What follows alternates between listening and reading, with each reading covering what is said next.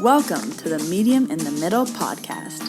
I'm your host, Stephanie, the medium in the middle. This podcast is going to walk you through my journey into mediumship and how I came to realize that I could communicate with souls that have passed over. My adventure started just over a year ago when unusual situations started happening to me. It wasn't until I really started to pay attention to them that it all started to come together. I wrote down everything that I was experiencing this past year in a little black book, and this podcast is going to be a recap of all of those memories leading up to where I am today in my mediumship journey. I will be releasing new episodes every Tuesday, and I recommend listening to the podcast in order, starting with episode 1, as my story will unfold more week by week. If you would like to stay connected with me, follow me on Instagram at Medium in the Middle.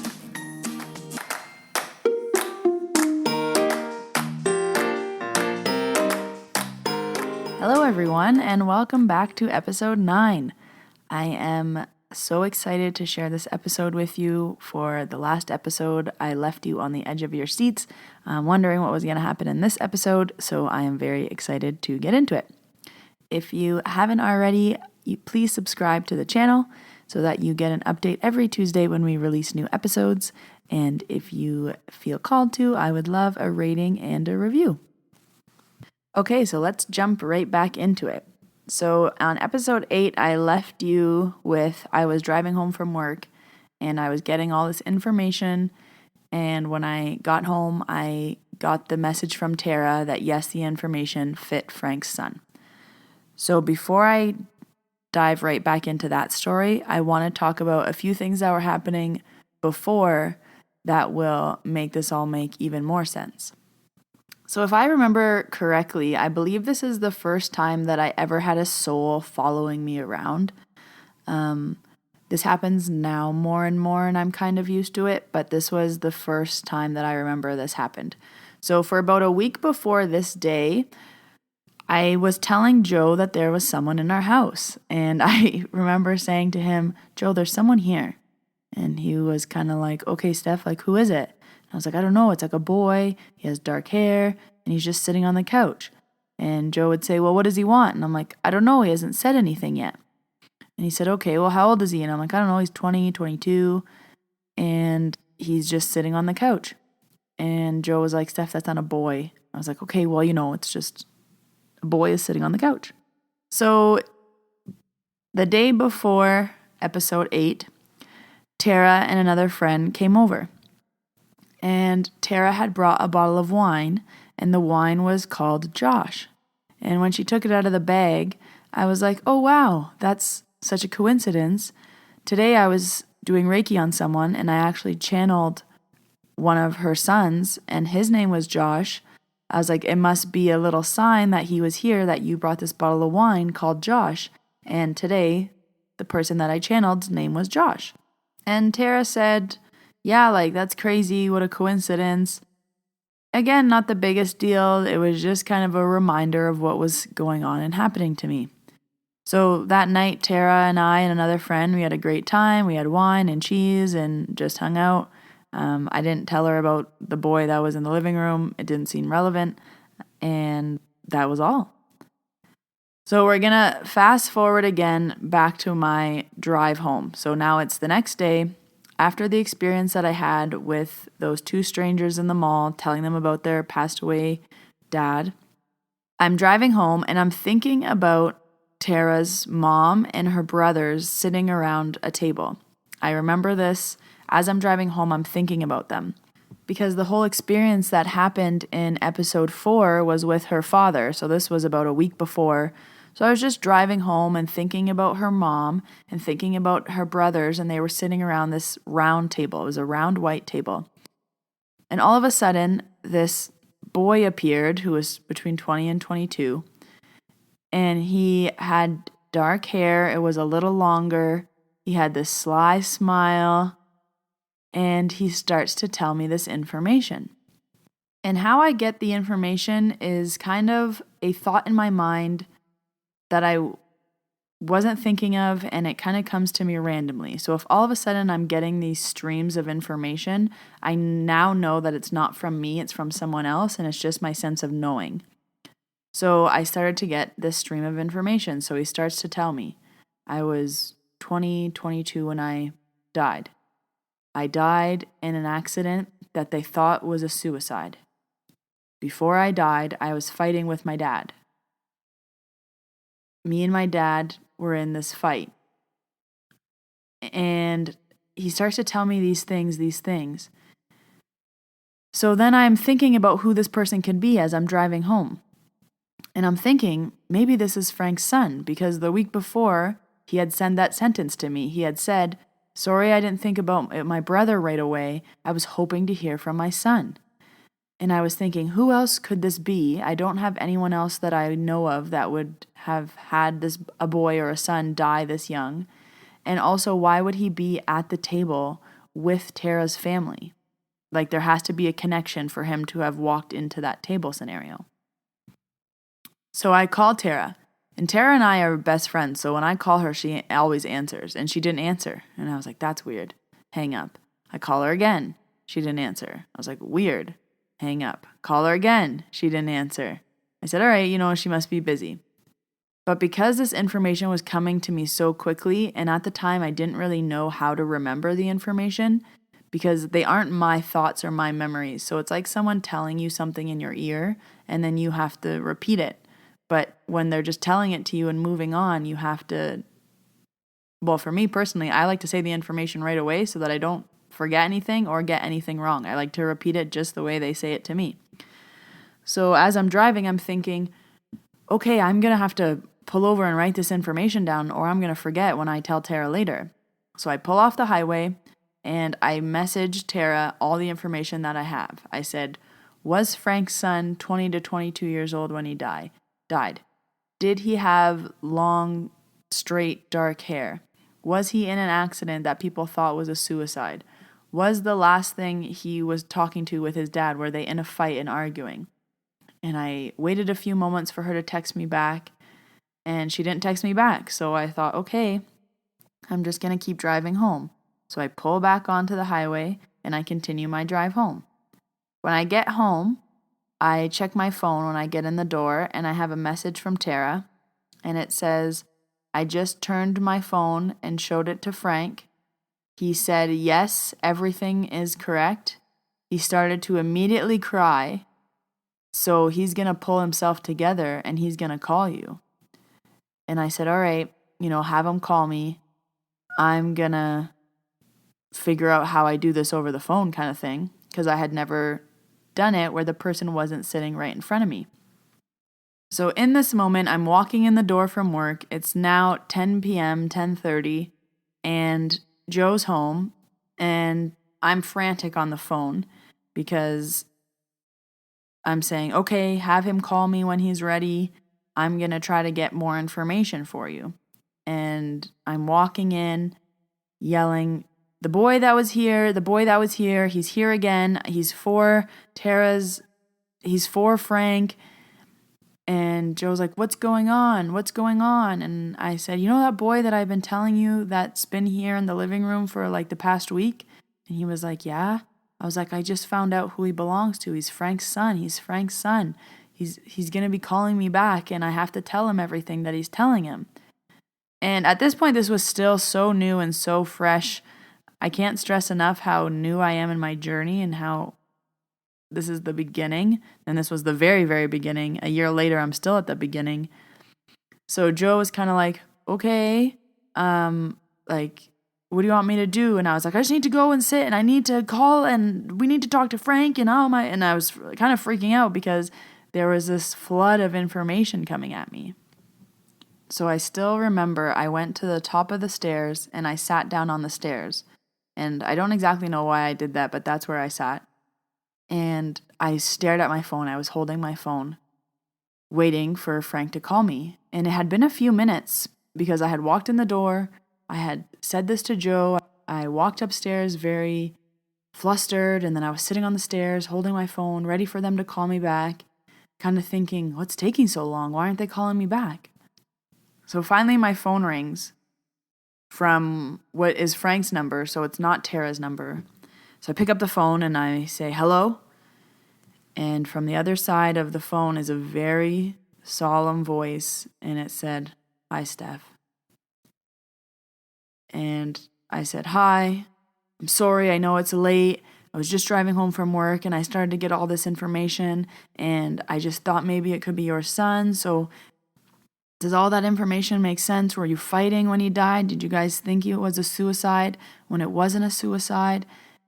And Frank's first words were, it wasn't a suicide. And it was as if Josh, who was his son, started yelling. He was yelling, Dad, I didn't kill myself. Dad, I didn't kill myself. Dad, it was an accident. And Frank started crying on the phone again. And I said, he is really stressing that he did not kill himself. This was an accident. This was an accident. Dad, I would never kill myself. I would never do that. And I started to tell him the rest of the information. And I started to tell him the rest of the information that I got in the car. And he said, yes, that all makes sense. And I was saying, he feels like you're stuck in this guilt. And you're holding on to this guilt because the last thing you guys said where you were fighting with each other. And you think you're a bad dad. And you're going through all these things in your head. And how could it end that way? And this is all your fault. And he's literally screaming at me to scream at you. Dad, stop. Stop, stop, stop. I don't want you to remember us fighting. I don't want you to remember that last conversation and keep playing it over and over in your mind. He said, I want you to remember the 20 years we had together, not focusing on the 20 years you haven't had with me, holding on to so much guilt and pain. He said, yes, we were fighting, but I don't remember our relationship as you fighting with me. He said, I know you. I know 20 years of you. I'm not going to let that last conversation that we had ruin our whole relationship, our whole 20 years. He said, stop thinking of the 20 years without me. Think of the 20 years you had with me. He said, I know I've been gone for a long time, but you've been holding this in, and you need to stop. You need to let it go. You need to stop holding on to this guilt. It's not your guilt. And he was saying, Dad, it was an accident. It was an accident. He said, you guys thought that there was drugs involved and you guys thought that I was doing this on purpose. He said, it wasn't that. That wasn't the case. He said, of course it was an accident. He said, I loved my life. I loved you. I loved Mom. I loved our brother and our sister. He said, how would I ever do that to myself? He said, I would never do it on purpose. I was being stupid. I was being reckless, and it was an accident. I didn't kill myself. It was an accident. So just like in the other times that this had happened, I asked Frank to not tell me anything until the end. I was like, let me just tell you everything he has to say, and then at the end, explain the story to me. So then Josh continues to tell me information. And I said, I feel like I got into this car crash, and I didn't die on the scene. I died in the hospital maybe days later, hours later. And Frank said, yes. So I said, okay, and I see the hospital bed and I see everybody's around me. My brother's there, my sister's there, you're there. And I can feel my sister holding my hand. She's on my right side of the bed and she's holding my hand. And everybody's talking to me and whispering my ear. And I hear everything you're saying. And I remember everybody around me. And Frank said, yes. And then he went back to his original point. He said, I want you to remember that I remember my happy life. I remember I was so close with my brother and my sister. I remember how great of a life you provided for us. He said, I don't want you to be stuck that this last memory of us together is how I remember you. That's not the case. And he said, my sister has a son who's 7 or 8 years old. And I feel like he kind of reminds her of me. He's playful like me, and he's, has the same personality as me. And I kind of, when I was describing Josh to Frank, I was like, he's this sly guy. He has this kind of smile that, he's a charmer. When he walks in a room, people look at him and he has this ability to charm the room. And I just kept saying he has this sly smile. He has this sly guy smile. And with the hair and the whole look, I said, he was a good looking kid. And Frank laughed and he was like, yeah, he was a good looking kid. And he was a sly guy. He had this personality where everybody would like him. When he walked into a room, he lit up the room. The older ladies loved his personality and all those things. And I said, I feel like this kid kind of reminds you guys of me. And Frank was like, no, my daughter doesn't have a kid. My daughter doesn't have a kid. And I was like, okay. I'm like, he's really showing me this child connected to the sister. I was like, but okay, like if that doesn't fit, we'll just move on. So this was about a 40 minute phone call. And for a big part of this call, it was Josh telling his dad, really he was yelling at his dad, Dad, I didn't commit suicide. It was an accident. Dad, stop holding the guilt that you've been holding for the past 20 years. Dad, stop focusing on the 20 years you missed and focus on the 20 years we had together. And he was stressing the point that he does not remember his dad as them fighting. He remembers him being an amazing dad, and he really needed him to know that. So then, just before the soul was leaving, I said, okay, now they're showing me this scene, and your brother's there, and your dad is there, and Josh, and they're all sitting in like this dark movie theater, and they're watching a movie, but the movie is your family's life. So they want you to know that they're watching you, they see what's happening in your life, and it's like they're all sitting in a movie theater watching your life, their sister's life, mom's life, everyone. And then the soul kind of, I started to burp and the soul left. And then Frank said, okay, can I explain everything to you now? And I said, yes, please. Like, I need to know what happened. Like, how did he die? What was this accident that you thought was a suicide? So he said, so he died in a car crash, but we thought that he was doing drugs and he was driving so recklessly that we thought he was doing it on purpose. So he was driving down this big winding road. He was driving fast in one of my cars that he had just stolen from me because he was angry. And because he was driving so recklessly, he got into an accident and he killed himself. So we thought that he had done this on purpose. He said, it literally is the biggest weight off my shoulders to know that it was an accident. He said, Steph, for 20 years, I thought it was a suicide. And I started crying because I was like, what a powerful message for Josh to come through and tell you that it wasn't. He was literally screaming, Dad, I didn't kill myself. Dad, I didn't kill myself. And he said, we were fighting right before this, and we got into this big fight, and it was this serious fight. It was over, stupid stuff that family fights about. But then I felt so guilty because he took my car that I had from work, and he raced it away. And he said, how could I not feel guilty? That was my car and we were fighting before. And the last thing we said was an argument. And I just felt awful. And it's been 20 years since he'd been gone. And I just keep thinking, what if he was here? What if he was here? And he said his sister was in the room and they were very close. And the fact that you even said that they're all sitting in a movie theater watching our life, he says, that's crazy because going to the movies was like our thing. We would all go to the movies together. The movie theater is very fitting. He said, I can't believe you just said that because movies are so important to us. And then he kind of got quiet on the phone. Frank got quiet. And he was emotional and I was emotional at this point too. Like, this was a big moving experience. Joe is downstairs kind of standing at the bottom of the stairs looking at me, being like, I can't believe you have this man on the phone who's pretty much a stranger crying. And I was like, I don't know what to tell you right now, but we were trying to finish the conversation. So Frank says, Steph, I know we've had the experience last week. And he said, I did believe you then. He's like, there's no way I couldn't not believe you with how much you told me about my brother. He said, but for this, the way that you said he was a sly guy, charming smile, the way that you said it, he said, I know that you were looking at him because Josh was known for being charming. Josh was known for that smile that lit up the room, his personality. He said, there's not a doubt in my mind that when you were describing him, you were looking right at him and you knew what he looked like. He said, how else would you know that? How else would you know that he was this charming guy? He said, the way you said it, I knew you were staring at him.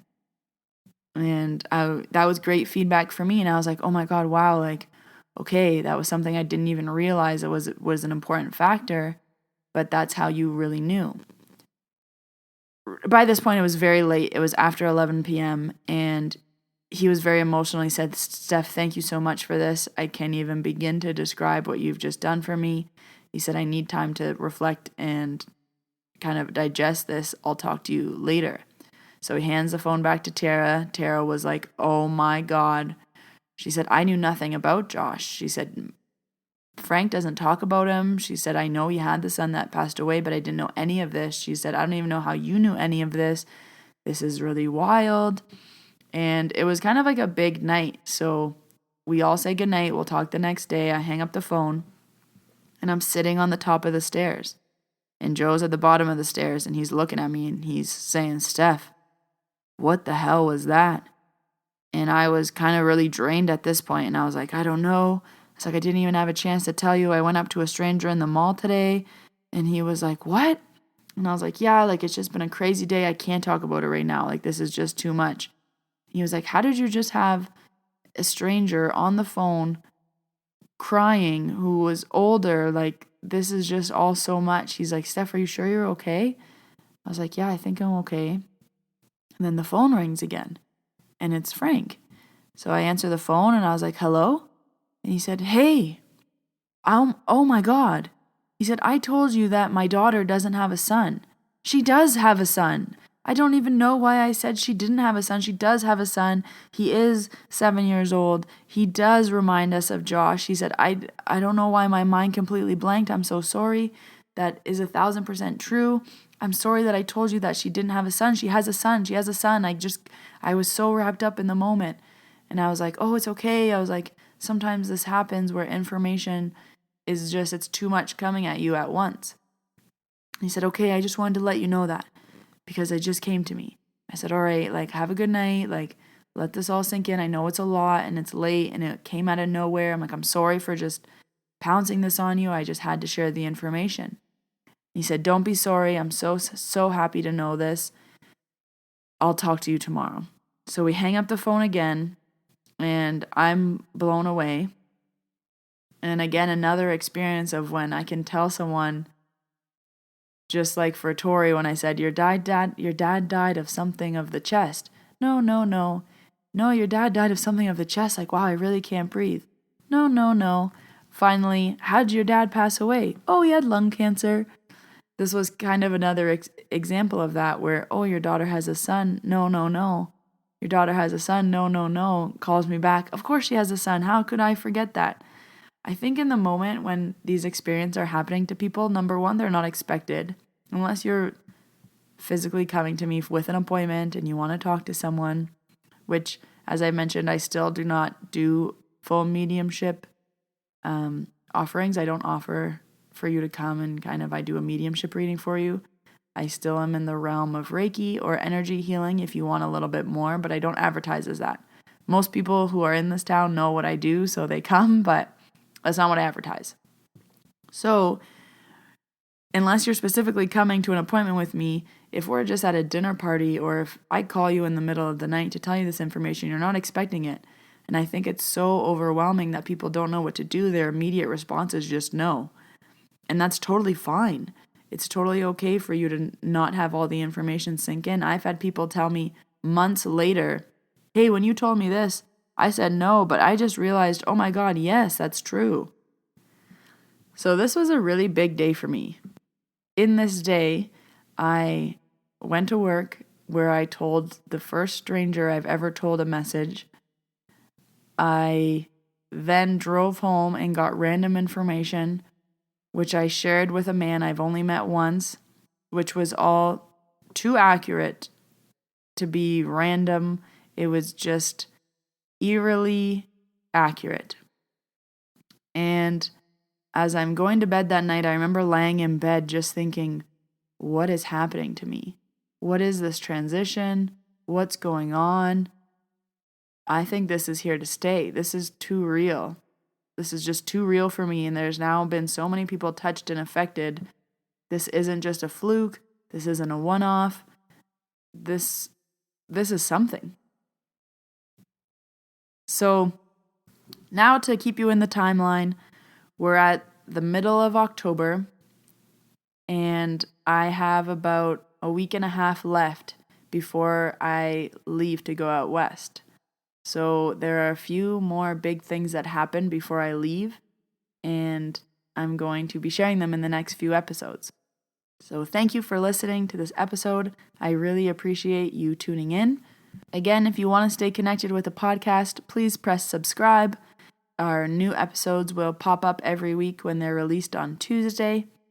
And on your screen, there should be a little spot where you can rate this podcast.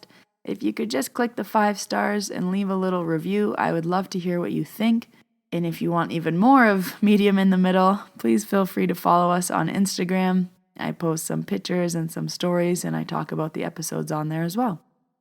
So again, thank you for listening. I appreciate it so much, and you following my journey and my story. And I'll see you next Tuesday. Bye!